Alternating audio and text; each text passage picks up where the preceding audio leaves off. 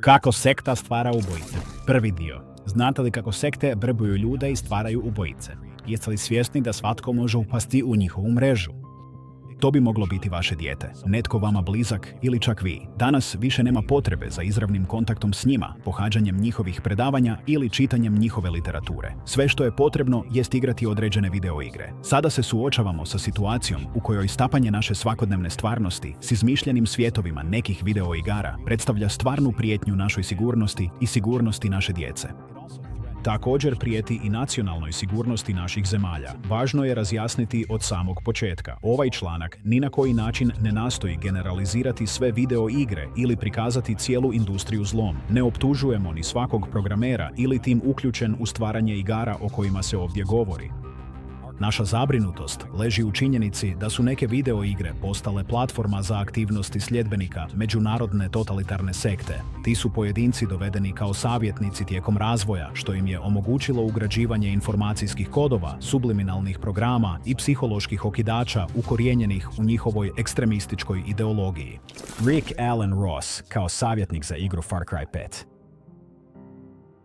Jedan upečatljiv primjer koji je potaknuo istraživanje iza ovog članka je videoigra pucačina iz prvog lica Far Cry 5 iz 2018. godine.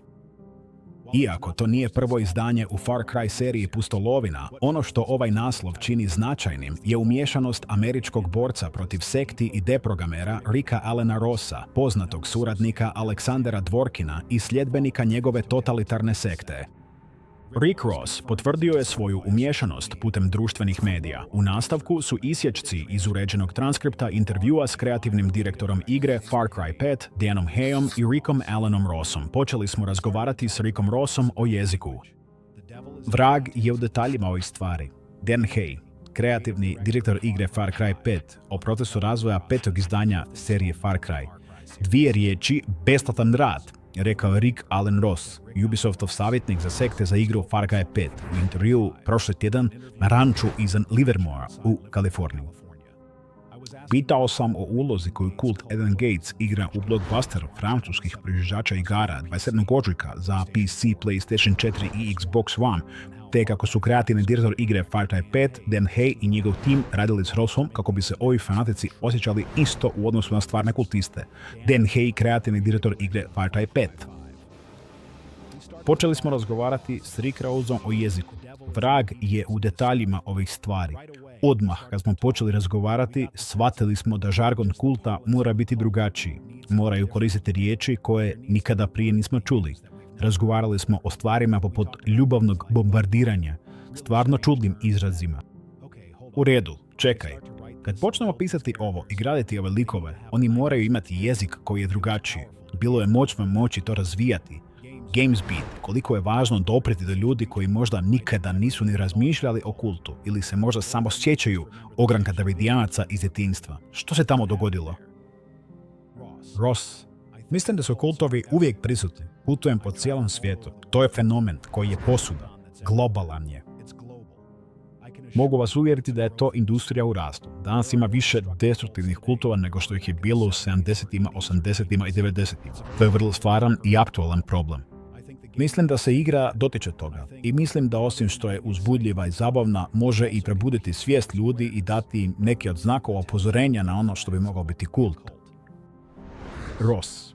I tada postaje stvarno strašno. Za razliku od ciničnog prevaranta ili manipulatora, kada je vođa istinski vjernik, potencijal za nasilje, slom, intenzitet, tada postaje stvarno jezivo, stvarno strašno. GamesBeat. Postoji li trenutno kult u SAD-u koji bi se smatrali opasnim poput ovoga? Ross. Uvijek postoje opasni kultovi u svakoj zemlji širom svijeta. Postoje naravno grupe koje su u medijima gotovo svakodnevno. Ako posjetite cultnews.com ili culteducation.com možete vidjeti da postoji mnogo grupa koje su nazvane kultovima i koje su svakodnevno u vijestima. Rick Allen Ross, savjetnik za kultove za Ubisoft na igri Far Cry 5. Na prvi pogled neko bi se mogao zapitati kakvu ulogu takvo savjetovanje zapravo ima. Na površini pruža prikladan način da se ostane iza kulisa i zaštiti od potencijalne odgovornosti, ali stvarne implikacije ovog navodnog bezopasnog savjetovanja postoje bolno jasne kada pogledamo tragediju u Wakeu 1993. godine, gdje je Rick Rose savjetovao FBI i ATF i odigrao izravnu ulogu u tragičnom ishodu. Portal actfiles.org je više puta ispitivao uzroke i posljedice tragedije u Wakeu. Činjenice i okolnosti detaljno su opisane u sljedećim materijalima, između ostalog zločini antikultizma, opsada Wakea, kako je grupa Amerikanaca, ogranak Davidijanaca, demonizirana i ubijena. Prvi dio. Opsada Wakea. Kako su antikultisti manipulirali medijima i dužnosnicima kako bi organizirali holokaust u Teksasu. Drugi dio. Utjecaj, epizoda 9, Waco, razlog tragedije o kojoj nitko nikada nije govorio. Utjecaj, revolucionarni dokumentarac. Kako bismo bolje razumjeli informacije koje slijede u ovom članku, prisjetimo se ukratko događaja oko tragedije u Wakeu, uloge Ricka Rossa u kampanji demonizacije protiv ogranka Davidijanaca i njegovog angažmana kao konzultanta za FBI i ATF agente prije i tijekom napada na Mount Carmel u Wakeu, prebivalište ove miroljubive vjerske grupe. Rick Alan Ross kao savjetnik prije i tijekom tragičnih događaja u Wakeu. Sve je počelo 6 godina prije tragedije 1987. kada je Rick Ross proveo prisilno deprogramiranje dvoje američkih građana koji su bili članovi ogranka Davidijanaca u sjevernom dijelu države New York. Godine 1988. Ross i drugi članovi mreže za svijest o kultovima, Ken, pokrenuli su aktivnu kampanju za raspuštanje Davidijanske skupine i diskreditiranje njezinog vođe, Davida Koresha. Počeli su tražeći prebjege i kandidate kako bi se predstavili kao lažne žrtve. Kampanja dezinformacija i diskreditiranja koju su pokrenuli protiv ove mirne vjerske zajednice širila se putem medija i bila je usmjerena na vladine vlasti i agencije za provođenje zakona, tvrdeći da David Koresh i Davidijanci predstavljaju ozbiljnu prijetnju.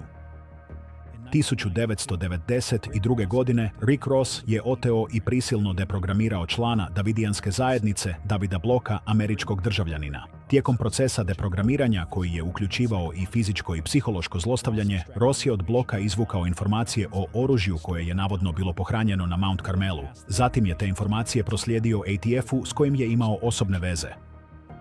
Iako su se informacije o oružju pokazale netočnima i iskrivljenima, a David Block je bio jedini, vrlo upitan izvor, nakon što je prošao nezakonit i prisilan proces deprogramiranja, ATF se oslonio na te informacije tijekom svoje istrage. To potvrđuje izvješće Ministarstva financija Sjedinjenih Američkih Država iz 1993. godine o raciji ATF-a. Davno prije nego što se tragedija dogodila, Rossovi suradnici su agencijama za provedbu zakona dostavljali klevetničke i iskrivljene informacije. Počevši od 1990. godine, iz godine u godinu su pojačavali napore da diskreditiraju i demoniziraju sljedbenike ogranka Davidijanaca. Pritisak koji su stvorili na kraju je eskalirao u oružani obračun i uništenje ove vjerske grupe od strane agenata FBI-a, koji su bili uvjetovani da ih vide kroz prizmu umjetne demonizacije. Osim jednostranih iskrivljenih informacija koje su antikultisti prenosili medijima i stručnjacima FBI-a i ATF-a, postojala je i druga perspektiva prikazana u video snimci koju su sami Davidijanci napravili tijekom opsade unutar Mount Carmela.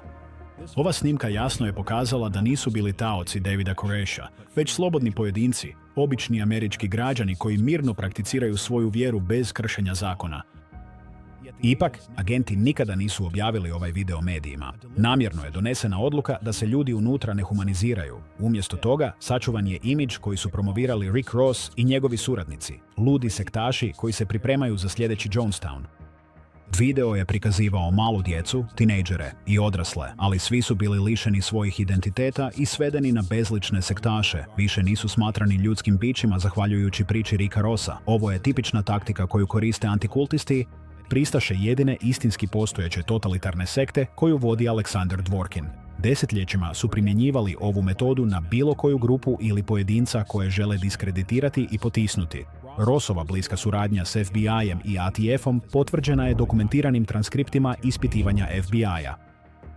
Među svim pojedincima označenim kao stručnjaci za sekte, Rick Ross imao je najopsežniji pristup objema agencijama. FBI izvješće iz jednog od intervjua bilježi da Ross gaji osobnu mržnju prema svim vjerskim sektama i željan je pomoći policiji u naporima da unište sektu. Kao rezultat tragedije u Wakeu 1993. godine, 86 američkih državljana je upucano, ugušeno plinom i spaljeno, neki živi, uključujući starije osobe, trudnice i 25 djece, među kojima su bile i bebe i mališani mlađi od 3 godine. Događaji u Wakeu nalikovali su na mučionicu koju je za ljude zarobljene unutra stvorio poremećeni luđak.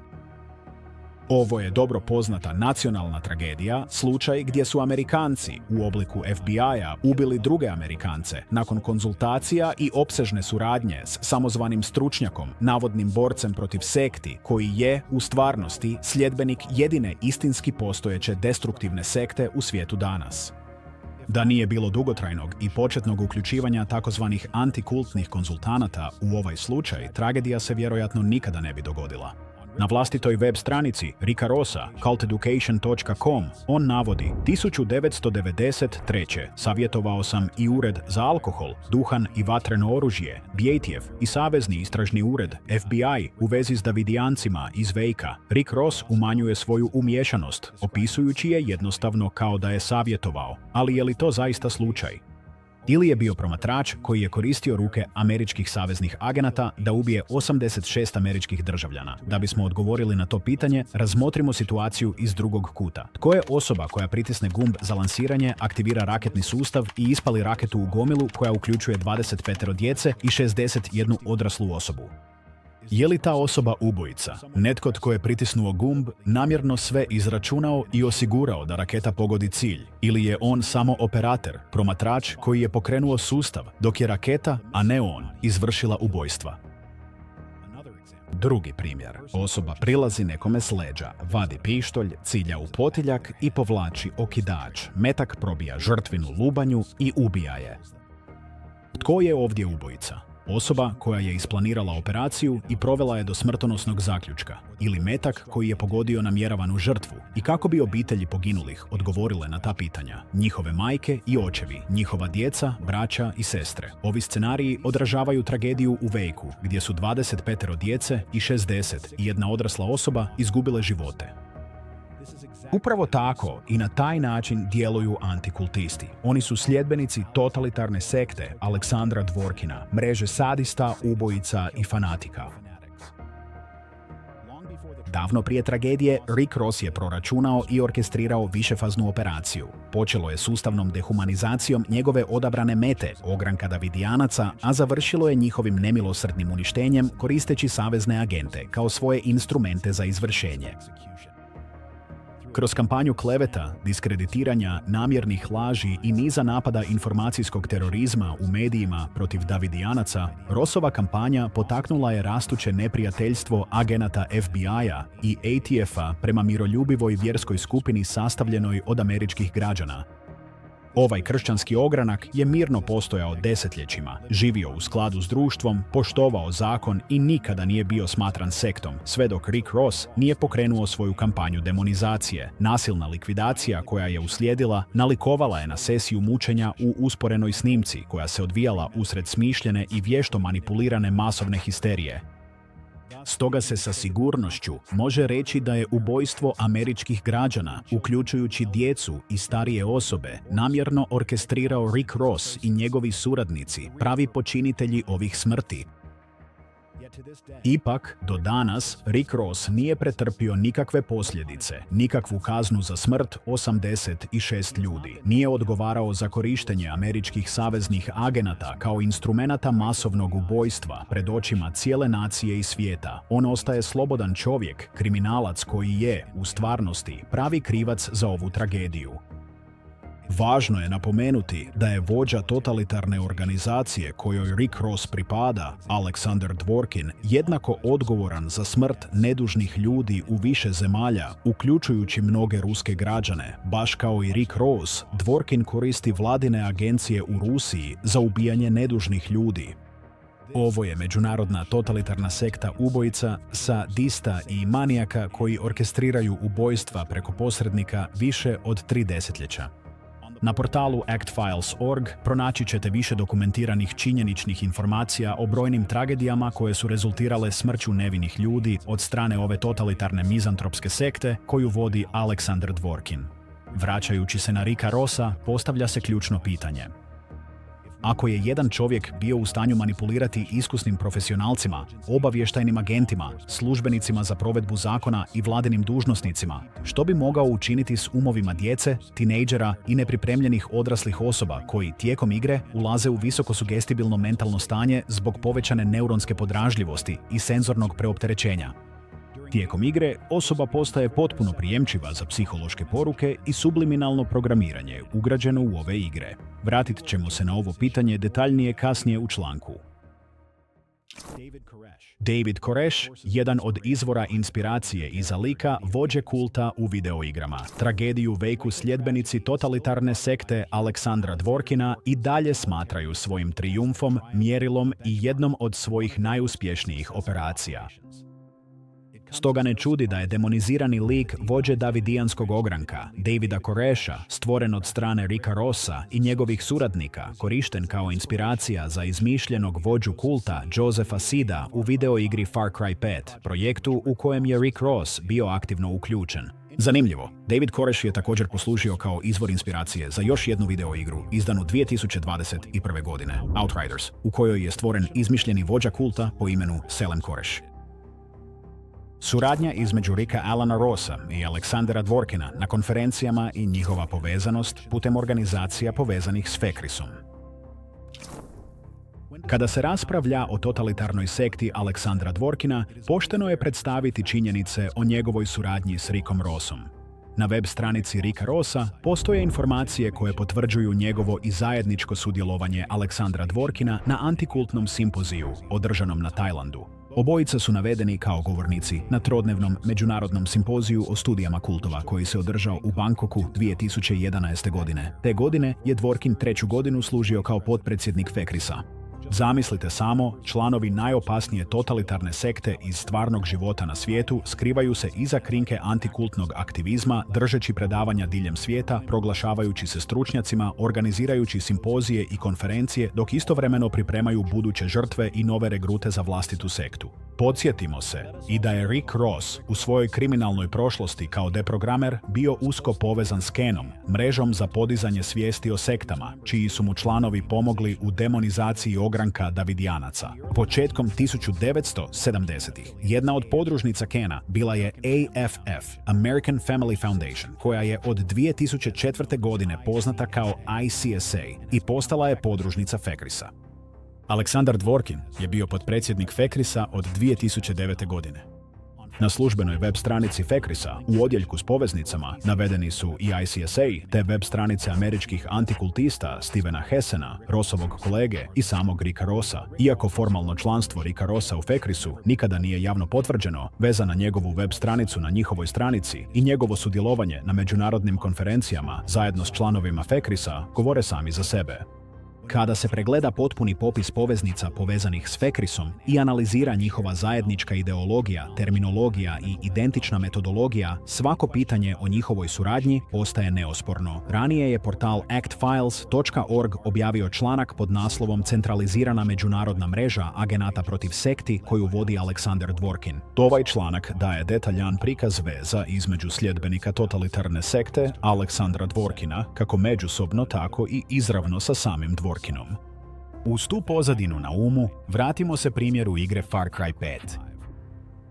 Primjeri utjecaja igre Far Cry 5 na svijest igrača.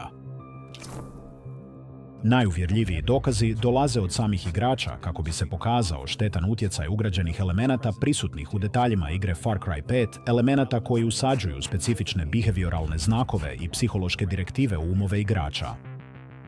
Ovi primjeri pronađeni su u komentarima korisnika ispod raznih videa vezanih uz Far Cry 5, kao i u raspravama na različitim online platformama. Prvi takvi komentari u kojima su igrači prijavili osjećaj određenog psihološkog utjecaja pojavili su se ispod videa na službenom Ubisoft YouTube kanalu razvojnog tima i izdavača Far Cry 5. Značajno je da su objavljeni ispod videa s intervjuom s Rickom Rossom. Komentari ispod ovog videa. Čini se da je sljedeći komentar ispod videa napisao netko tko je očito upoznat s Wakeom. Ili preciznije, s perspektivom koju promiču Rick Ross i njegovi suradnici antikultisti. Komentar odražava želju da se sličan scenarij poput Wakea odvija unutar igre. Ovo sugerira da je ekstremistička teroristička ideologija totalitarne sekte Aleksandra Dvorkina i njegovog sljedbenika Ricka Rossa možda duboko ukorijenjena u podsvijesti ovog komentatora. Sljedeći komentar pronađen ispod drugog videa ilustrira opasno zamagljivanje stvarnosti i fiktivnog svijeta Far Cry 5 u percepciji gledatelja. Samo ti. Različite recenzije videoigara Far Cry 5 omogućuju gledateljima da promatraju igru iznutra bez da je zapravo igraju. Ispod je snimka zaslona koja prikazuje kadar iz igre. Tekst u gornjem lijevom kutu glasi "Samo ti". Ubij posljednju metu prije nego istekne vrijeme. Na zidu piše "Žrtva". Fraza "Samo ti" ponavlja se tijekom cijele igre, izgovaraju je likovi i ugrađena je u glazbenu partituru. Klasična pjesma Plattersa "Only You and You Alone" svira više puta. A unutar priče koristi se za pokretanje promijenjenog stanja svijesti kod izmišljenih likova. Nadjačava njihovu volju, hipnotizira ih i dovodi u trans. U jednom trenutku u igri igrač je upućen dok odbrojavanje teče i svira pjesma "Samo ti" da brzo prolazi kroz mračne hodnike i puca na svakog sektaša na kojeg naiđe. Važno je naglasiti da ovo ubijanje sektaša pod vremenskim ograničenjem nije slučajno. Igračeva pažnja je hiperfokusirana u tom trenutku, izoštrena uvjetima igranja, ograničenim vremenom, specifičnim ciljem ubiti sektaša. Iskućenim, slabo osvjetljenim putem. Istodobno, igra podvrgava igrača stalnoj audiovizualnoj stimulaciji, uz ponovljenu upotrebu pjesme "Samo ti" i poruke na zaslonu prikazane u gornjem lijevom kutu, kao što je ilustrirano na gornjoj slici. Dodatni pozadinski znakovi, kao što su natpisi na zidovima, ulaze izravno u podsvijest.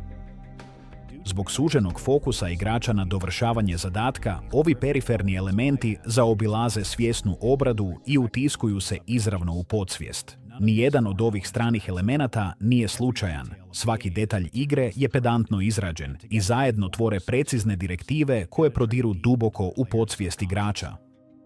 To podsjeća na riječi kreativnog direktora igre Far Cry 5, Dana Heya, koji je govorio o razvoju igre u suradnji s Rickom Rossom. Vrag je u detaljima ovih stvari. Ovo je školski primjer audiovizualnog utjecaja na ljudsku podsvijest. Dublja analiza ove vrste podsvjesnog audiovizualnog kodiranja prethodno je raspravljena u članku "Pogubiti, a ne pomilovati, gdje treba staviti zarez", objavljenom na actfiles.org. Ovo zagonetno kodiranje je psihološki mehanizam osmišljen da stvori buduće ubojice i izazove pucnjave koje izvršava netko drugi. Kroz vizualne i auditivne podražaje, manipulatori, naime zagovornici antikultne ideologije, suptilno i na prvi pogled neprimjetno utječu na svijest i podsvijest pojedinaca, mijenjajući njihov svjetonazor i oblikujući njihovo buduće ponašanje.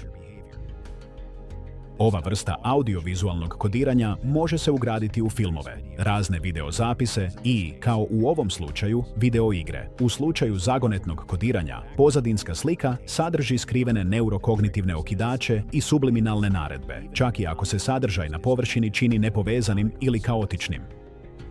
Ti okidači i naredbe su dizajnirani da se aktiviraju kasnije pod specifičnim vanjskim uvjetima, što dovodi do izvršenja psihološkog programa usađenog duboko unutar podsvijesti pojedinca.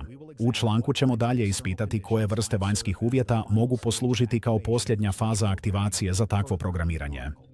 Za sada vratimo se na pjesmu "Only You and You Alone". Istaknimo kraj igre koji je izazvao posebno podijeljene reakcije među igračima. Prema radnji, igrač ima dva izbora. Ili se oduprijeti sektašima na koje naiđe, u tom slučaju igra završava nuklearnim eksplozijama koje uništavaju civilizaciju, ili može jednostavno otići sa saveznicima. Međutim, u drugom scenariju, pjesma Only You and You Alone počinje svirati na radiju, što pokreće lik igrača da napadne svoje saveznike, a krvoproliće se nastavlja bez obzira na sve. Kao što je ranije utvrđeno u priči, ova pjesma se koristi za nadjačavanje volje izmišljenih likova, njihovo hipnotiziranje, dovođenje u trans i regrutiranje u sektu. Ono što je posebno značajno jest da je psihološki utjecaj pjesme Only You prilagođene za Far Cry 5 primijećen ne kod izmišljenih likova, već kod stvarnih igrača. To su primijetili sami korisnici. Jedan je opisao psihološko stanje u koje je ušao nakon slušanja pjesme kao PTSP, posttraumatski stresni poremećaj. Drugi su ostavljali komentare izražavajući iznenadnu želju za ubijanjem, dok su neki izvijestili da osjećaju stvarnu fizičku napetost. Ono što ovdje vidite su izravne posljedice djelovanja pojedinaca poput Ricka Rossa i Aleksandra Dvorkina, te drugih iz njihove totalitarne organizacije. To su jasni, vidljivi rezultati njihove obsesivne želje da stvore vojsku ubojica. Kada takvi manipulatori uzmu mentalno zdrave, razumne ljude i pretvore ih u buduće kontrolirane ubojice i manijake, kada su te žrtve kasnije potaknute da ubijaju, postajući instrumenti svojih manipulatora, čini se da ti manipulatori nalaze zadovoljstvo u ishodima koje smišljaju i vide sebe kao bogove. Ovo je, bez pretjerivanja, najstrašnija totalitarna sekta, sadista, manijaka i ubojica iz stvarnog života koju vodi Aleksandar Dvorkin. Video igra Doom, pucnjava u školi Columbine i veza s Vejkom. Kada se raspravlja o pucačkim igrama iz prvog lica, važno je sjetiti se Dooma, često nazivan ocem pucačke igre iz prvog lica, a smatra se jednim od najutjecajnijih naslova u žanru. To je bila igra kojom su Eric Harris i Dylan Klebold bili opsjednuti prije nego što su ubili 12 učenika i jednog učitelja, ranili 23 drugih, a zatim si oduzeli vlastite živote u srednjoj školi Columbine u Littletonu, Colorado. Doom mi se toliko urezao u glavu. Moje misli obično imaju neke veze s igrom. Eric Harris. Također je važno napomenuti da masakr u srednjoj školi Columbine ima izravnu vezu s tragedijom u Wacovu. Pucnjavu su tinejdžeri prvotno planirali za 19. travnja 1999. godine na 6. godišnjici završetka opsade Wakea i 4. godišnjicu bombardiranja Oklahoma Citya.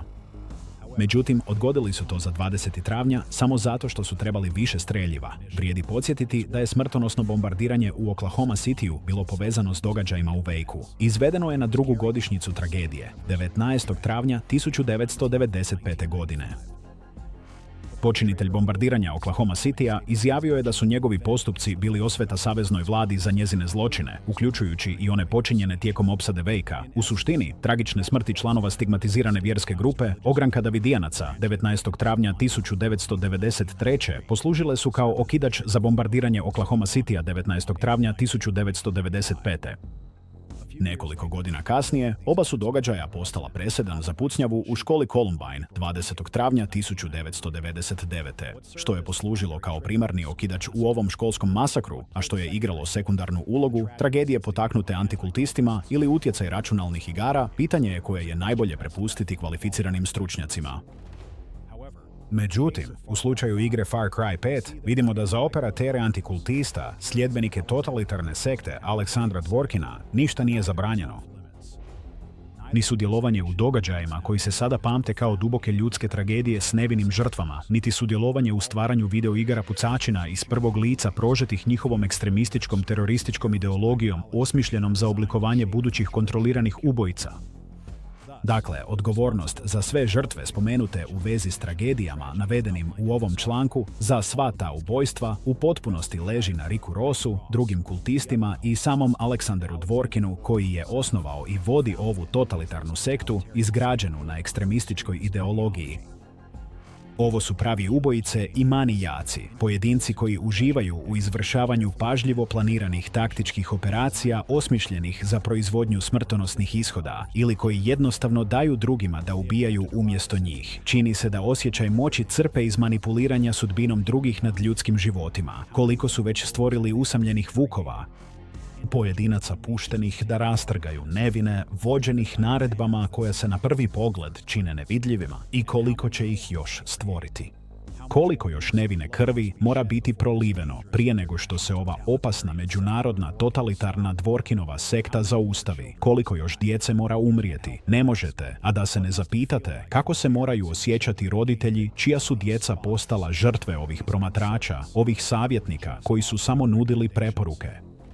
Bez sumnje, to je tuga koja se ne može opisati riječima. Ali što je s roditeljima čiji je sin ili kći pretvoren u ubojicu kada znaju da njihovo dijete nikada nije bilo ubojica? Bilo je dobar učenik, imalo snove, pokazivalo obećanje i bilo ljubazna, pristojna osoba. Ipak, u jednom trenutku utjecaj Dvorkinove totalitarne sekte pretvorio je njihovo dijete u kontrolirano oružje. I nije važno kako se to dogodilo, bilo daljinski putem video igara, medija, televizije, knjiga ili izravno putem predavanja u školama i na sveučilištima.